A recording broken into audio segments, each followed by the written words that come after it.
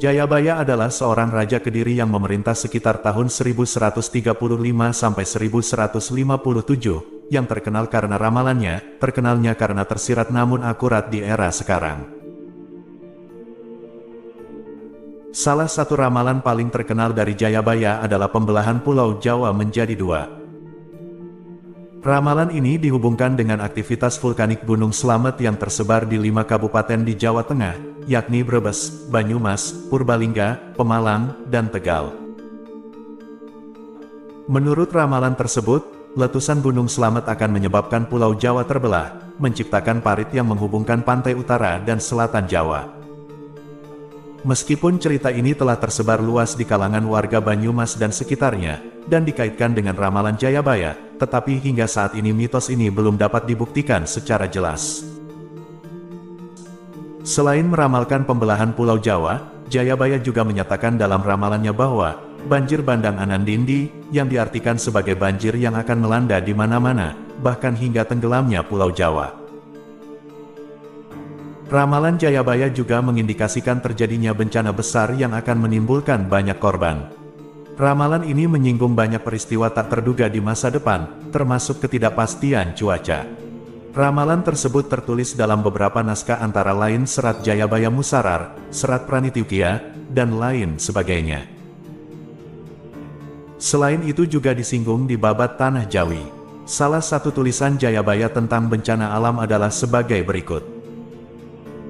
Kurang lebih begini artinya, banyak kejadian dan peristiwa alam maupun dalam kehidupan masyarakat manusia yang luar biasa. Musim penghujan tidak teratur, dan sering datang dengan curah hujan tinggi atau kebanjiran, hingga tidak ada curah hujan sama sekali atau kekeringan. Gempa bumi sering terjadi dan menelan banyak korban jiwa manusia, ternak, dan harta benda. Demikian juga sering terjadi fenomena alam misterius yakni terjadinya gerhana bulan, dan gerhana matahari. Ramalan yang diungkapkan oleh Jayabaya, atau yang dikenal sebagai Prabu Sri Aji Jayabaya, telah menarik perhatian karena beberapa kejadian di era modern sepertinya sesuai dan bahkan, banyak yang terjadi sesuai dengan apa yang telah diramalkannya pada ratusan tahun yang lalu. Jayabaya, seorang raja yang terkenal dengan serangkaian ramalannya, memiliki gelar lengkap Sri Maharaja Sang Mapanji Jayabaya Sri Warmeswara Madusudana Awataranindita Sutri Singha Parakrama Utunggadewa, dan ia memerintah kerajaan Kediri dari tahun 1135 hingga 1159. Beberapa ramalan Jayabaya tampak mencerminkan situasi yang ada pada masa kini. Misalnya, ramalan mengenai kesulitan ekonomi, dan persaingan yang semakin ketat dalam mencari nafkah di masyarakat yang semakin modern dan kompleks. Selain itu, Jayabaya juga meramalkan mengenai meningkatnya kecurangan dan kesetiaan di antara masyarakat, serta meningkatnya kemunduran moral dan etika.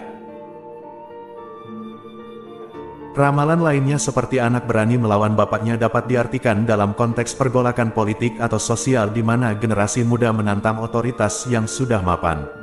Perilaku amodal di kalangan perempuan juga tampaknya terkait dengan ramalan Jayabaya, di mana munculnya perilaku tidak bermoral, dianggap sebagai penerapan ramalan ini. Begitu juga dengan penerimaan terhadap perilaku yang sebelumnya dianggap tabu atau tidak etis, yang tampaknya semakin meningkat, sesuai dengan ramalan tentang rumah maksiat yang dipuji.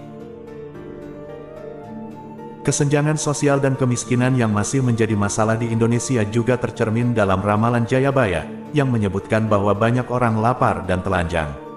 Demikian juga dengan peningkatan perdagangan ilegal, atau barang-barang terlarang, serta perubahan iklim dan pola cuaca yang tidak menentu, yang bisa menjadi penjelasan bagi ramalan mengenai masa di mana hujan turun di saat yang tidak tepat.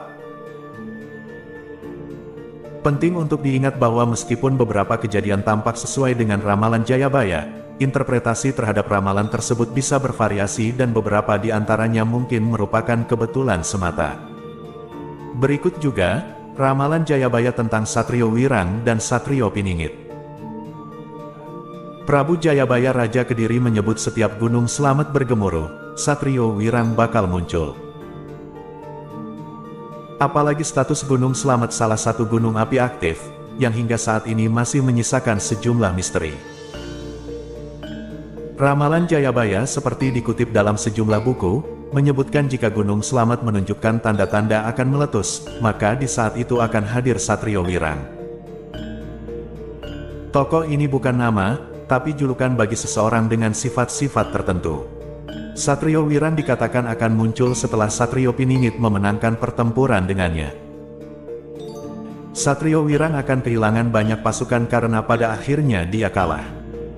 Satrio Wirang berarti atau bermakna seorang pemimpin yang telah bertarung dalam medan peperangan kemudian kalah. Selain kalah, Satrio Wirang ini nanti tetap tidak terima dengan kekalahannya.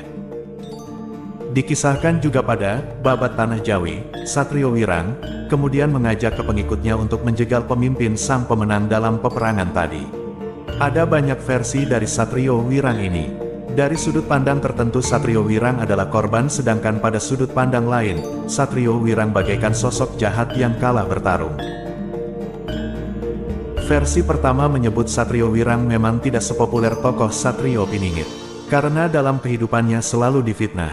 Namun, dia tetap bekerja keras mengabaikan fitnah yang menimpa dirinya.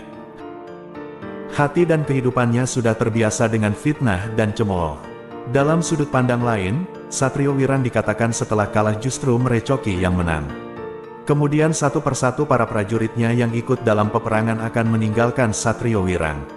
Satu hal yang disepakati dua versi tersebut adalah wataknya yang keras dan mudah tersinggung tapi cepat melupakan dan memaafkan kesalahan orang lain pada dirinya.